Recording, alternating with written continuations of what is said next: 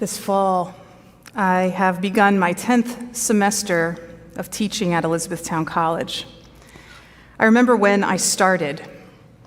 I received an email from Chris Bucher, then chair of the Religious Studies Department at Elizabethtown College, and also one of my academic mentors and encouragers. She was reaching out to see if I might be interested and available to teach a couple of classes in the upcoming semester. I found that email, dated January 7th, 2020. The subject line was ILS 105, which was the course code for the Interfaith Leadership class that I had already spent a significant amount of time working with during my ministry formation internship 2 years before. "Hi, Naomi," Chris wrote. "Could you possibly teach ILS 105 this spring, starting next Monday?" There was a little bit more detail about the number of students enrolled and the day and time of the class, and then, "I need an answer tomorrow." Now, you need to know that at this point, January 2020, was in the middle of what felt like a bit of a wasted year for me. I had graduated from seminary the previous May, 2019, with 2 degrees, my MDiv and my MA, and I felt nudged and pulled and interested in both pastoral ministry in a congregation, particularly preaching and leadership aspects, as well as undergraduate teaching, particularly religious studies and peace building and interfaith topics. During my time in seminary, I decided to pursue doctoral work. I applied to several religious studies programs at big-name universities with the restriction that they needed to be within driving distance for our family's situation. And the plan was to enter my PhD program after graduating from seminary that following fall of 2019. And then I didn't get into any of them. Not a one. So I spent several months, from mid-2019 into the beginning of 2020, trying to figure out what was next. I met regularly with my spiritual director. I reverted back to the proofreading and editing work that I had done for quite a few years when the kids were younger. And then Chris Bucher emailed with this unexpected and sudden offer to begin teaching in a college classroom the very next week. I needed to think about it. Was I ready to try this thing that I really wanted to try? Was I prepared? Would I be any good at it? Who am I to claim to be an expert on this topic that I would teach? Ironically, one of the 2 courses I was asked to teach that first semester was titled Purposeful Life Work. Of all people, me, the vocationless new adjunct, teaching a course to young adults at this very critical time of their lives about how they might discern what their calling looks like. Who am I to teach this course when I couldn't even figure out what my own call was? I just wished God would put a burning bush along my path.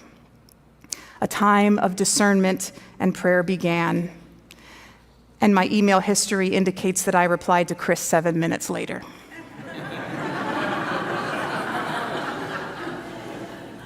Fast forward 2 years to the spring of 2022, when I got a call from someone in a leadership position at the Elizabethtown Church of the Brethren, where our family had been active as members for about 7 years. This congregation had been through a challenging season with pastoral changes and COVID. Would I consider serving as a 1-year interim pastor, was the inquiry. I was still teaching as a part-time adjunct at the college, which might be this way because I'm completely geographically disoriented in this space, so wherever the college is. And by then I was enrolled as a full-time doctoral student at George Mason University, finishing up my coursework in the Peace and Conflict Resolution Department. But it had been a long winter during 21 and 22. Working entirely from home with kids who had gone back to schools and colleges was an abrupt change from the lively, busy house of COVID-forced togetherness just a few months before. I was yearning for more human connection and a more structured routine, and I still felt drawn to many aspects of pastoral ministry. And so I said yes. And I changed my doctoral path a bit from full-time PhD student to 1 year only, 3/4 time interim pastor and part-time student. And along the way, during that first year, I began to wonder, was this what I was being called to? What if I had a sermon that was the pits and everybody got up out of their seats and walked out, and it was recorded on the internet forever because we live stream on YouTube? What if I couldn't provide the kind of care that these people, you people, needed? What if my leadership style didn't jive with the other pastoral team members and congregational leadership and staff? What if this wasn't the right thing? Who am I to even be in such a position? And so it is that I can relate a bit to Moses. One jumped out to me as I studied the chapters of Moses' story in Exodus was the repeated nature of his questioning of God's call. What should I say to them if they ask me who sent me? And what if they don't believe me or pay attention to me, or if they think I'm lying, God, about your appearance to me? But I don't speak well, and I am terrible at the thing that you're asking me to do. Please send anyone else. Why did you even send me to do this? How is this even going to work? But perhaps most poignantly to me, the very first question Moses asks, who am I? Who am I to go to Pharaoh and bring the Israelites out of Egypt? Who am I that I should be doing this important work of being the human vessel for your sacred work in the world? Who am I that I ... At least 7 times, Moses questions God's call out of his anxiousness and worry that he's not the right fit. And God responds, I will be with you. Here are the words for you to say. Tell them I am who I am. Tell them I sent you. Remind them of the lineage of Abraham and Isaac and Jacob. They will listen to you. I will intervene to show them that I am behind your words. Here, I will give you these signs, the staff, the hand, and the blood to show them. I will be there to tell you exactly what to say and do in the moment. Fine, I will send your brother Aaron to do the speaking for you. I think there's another reason Moses is worried. Yes, I think there's some imposter phenomenon, some self-doubt, a fear of mismatch between giftedness and task, and a lack of confidence and uncertainty about how it will go, to be sure. But I think Moses also knows that his history is complicated. His cultural and personal identity is not simple. He was born into a Hebrew family who urgently concocts a plan to save him from Pharaoh's deadly decree to kill all male Hebrew infants. He was adopted by Pharaoh's daughter after he was found floating in a basket in the reeds of the Nile, and his own mother was paid to care for him as an infant, but eventually he was returned to the palace to be raised as an Egyptian. A complicated foundation of who he was and what groups he belonged to. And Moses had been involved in some unsavory activity. Later, in an attempt to protect a fellow Hebrew man from violent physical attack by an Egyptian man, Moses killed the Egyptian and buried him under the sand. And soon Moses found out that some people knew what he had done, and he fled completely. So he has a history, and it's not all nice and comfy. My family gave me this set of note cards a while ago as a gift. They're from Longwood Gardens, which is one of my favorite places to visit. And I pulled the box out this past week and wrote a note inside to send one in the mail. The images are from a book called Beautiful Ferns from 1886. And as I closed the card that I wrote to put it in the envelope, I noticed for the first time that these aren't just pictures of ferns, light and airy fronds that tickle your fingers and blow gently in the breeze. The image includes the roots. Some are tangly and dirty. They're not the pretty part of the picture, but they're essential. The roots give life. They form the foundation for the growth that is to come. Moses' roots were complicated, messy, not perfectly lined up to make it obvious that of all people, he would be the one with significant sacred and brotherly assistance to convince Pharaoh to release the Israelites from bondage into freedom. And yet, perhaps his life experiences provided exactly the roots he needed. He was an insider in more than one culture. He had experienced the tenderness of more than one mother and caretaker. He knew of power, and he knew of wilderness. He had learned to pay attention when some interesting thing is happening by the side of the path. He had learned to listen, and he had learned how to bravely express his fears. I have not committed any crimes that I know of, but I do sometimes question my worthiness to be in this significant spiritual role. Who am I? I often echo Moses.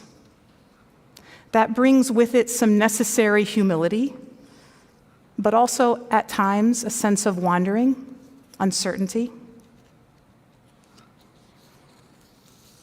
One of the most life-giving groups I've been a part of in this congregation, which began long before I was serving in this pastoral role, was to sit as part of the ministry calling committee. This is a group that's fairly unique to this congregation, specially tasked with walking alongside persons who are experiencing calls to set apart ministry of some kind, pastoral ministry or chaplaincy or spiritual direction or other types of vocational calls.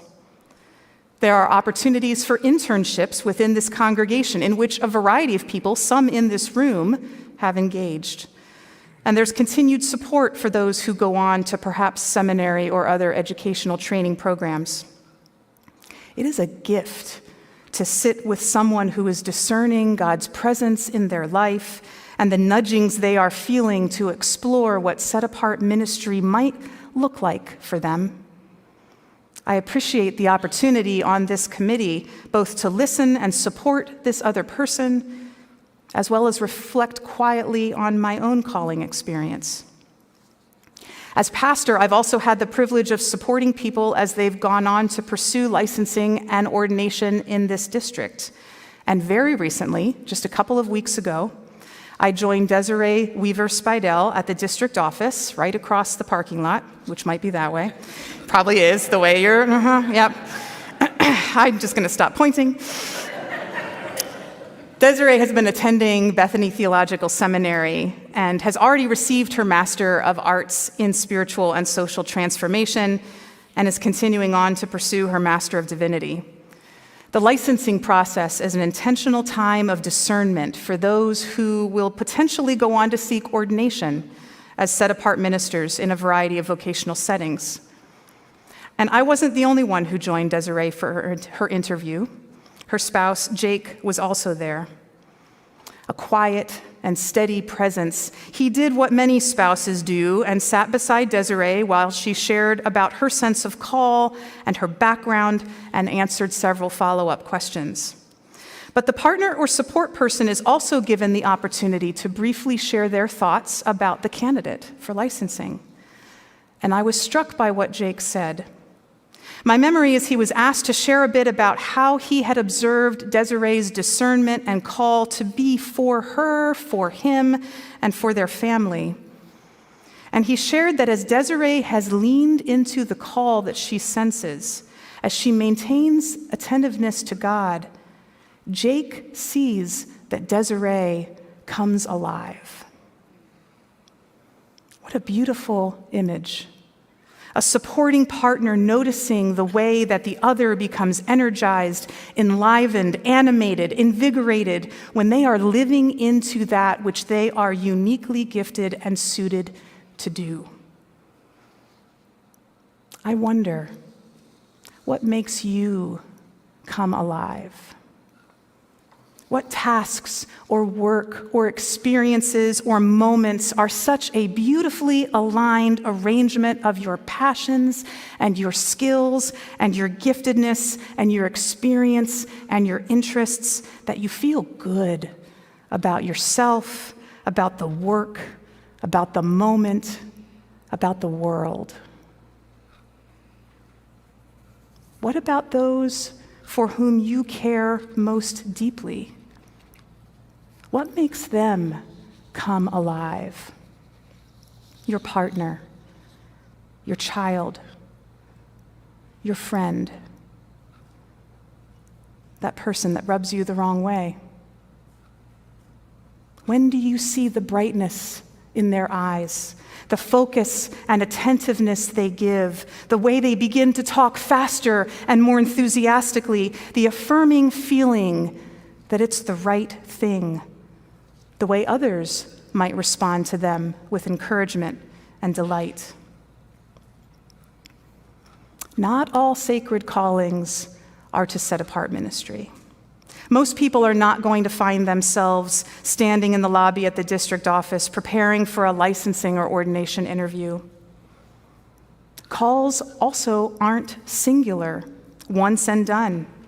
Calls shift and change from season to season. God creates beautiful combinations, sometimes more than one calling at a time, in all sorts of vocations, employment, and otherwise, rooted in life and living and being and story and pain and joy and challenge and peace.